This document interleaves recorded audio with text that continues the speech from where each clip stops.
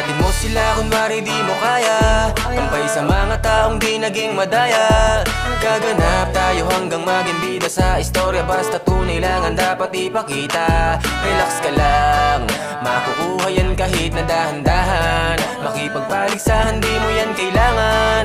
Mas maraming magugulat pag nanalo ng di nakipagpustahan. Ako sa'yo, kalmahan mo lang. Mga problema sa tawa mo idaan. At mas mabuti kung mag-isa ka lang. Mga di naniwala ay gulatin mo na lang. Kung isipin na posible, madami nang nadali at nang hinayang dahil nga hanggang doon na lang.